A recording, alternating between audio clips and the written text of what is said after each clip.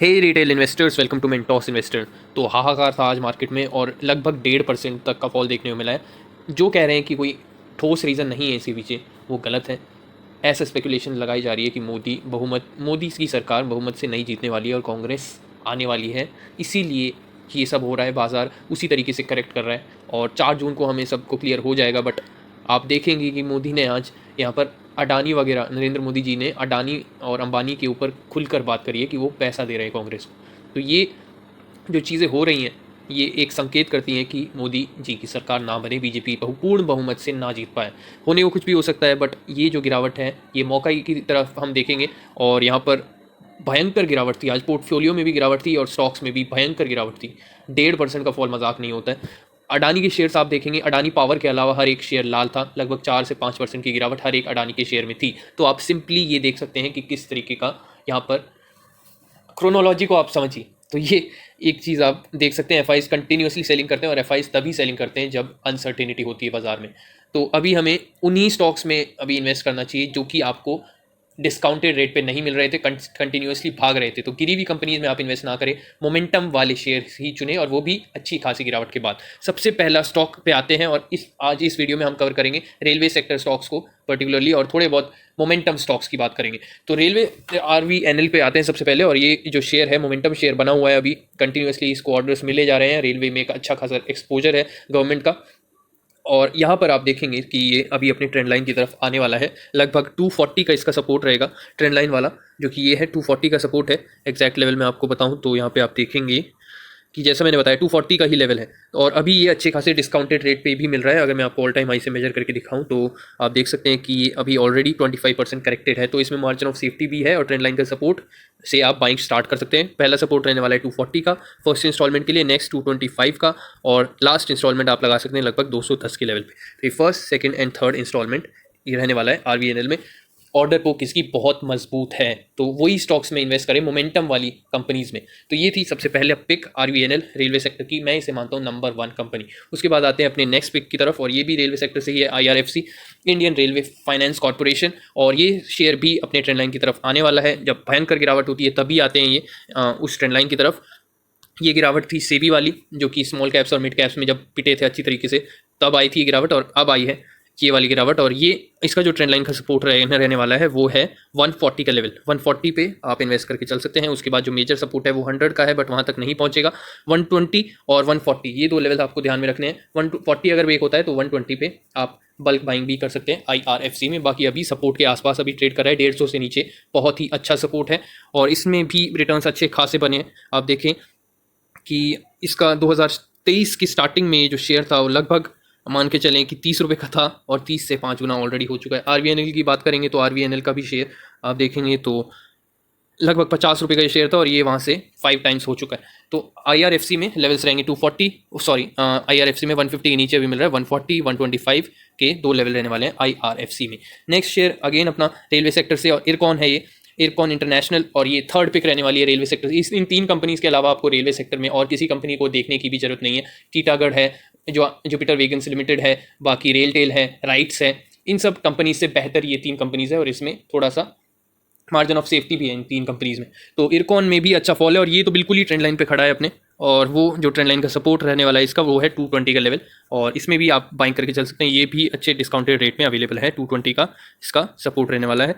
और 220 के नीचे अगर ये ब्रेक करता है तो 175 का एक मेजर सपोर्ट आप देख सकते हैं। बाकी 200 का भी एक साइकोलॉजिकल लेवल रहेगा। ये 3 लेवल पे आप इंस्टॉलमेंट्स लगा सकते हैं इरकॉन इंटरनेशनल में। तो ये 3 बेस्ट पिक्स हैं रेलवे सेक्टर से। अब आते हैं कुछ अगेन मोमेंटम स्टॉक्स में, सोलर स्टॉक्स में, क्योंकि उसमें भी बहुत घबराहट हो रही है। लोगों को अच्छा मोटा पैसा लगा रखा है KPI ग्रीन और वारी में, और इसी पे ही आज थोड़ी सी चर्चा करते हैं। 5% का लोअर सर्किट लगा हुआ है और इसमें मुझे लगता है कि आपको अच्छी क्वांटिटी उठानी चाहिए।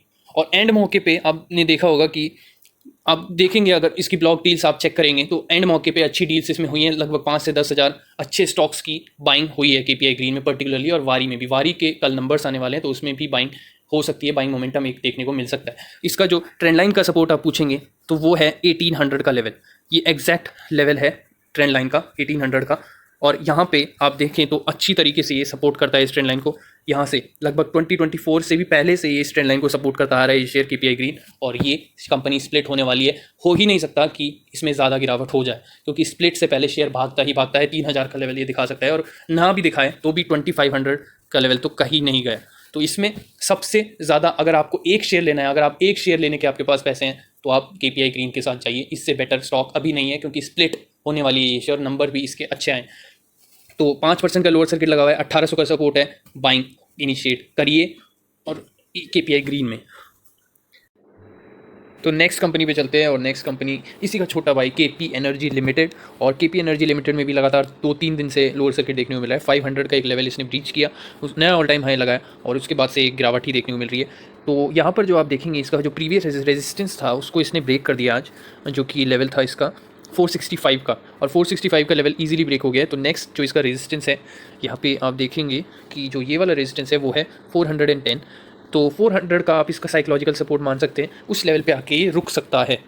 और इसके नंबर जो हैं वो पर्टिकुलरली एक्सीलेंट आए थे, तो इसमें ज़्यादा फॉल एक्सपेक्ट मत करिएगा। अगर 500 तक गया है तो 400 तक अगर आता है तो अच्छा खासा फॉल आप देख सकते हैं कि 520 से 400 तक, तो 400 पे आप इन्वेस्ट करके चल सकते हैं। बाकी इसका जो ट्रेंड लाइन का लेवल है वो है लगभग 370 के आसपास का। तो फर्स्ट इंस्टॉलमेंट आप लगा सकते हैं 400 पे, और उसके बाद वेट कर सकते हैं 370 के लेवल का। ये 2 लेवल रहेंगे केपी एनर्जी लिमिटेड में। इसमें भी अच्छा मौका है, मोमेंटम कंपनी है ये भी।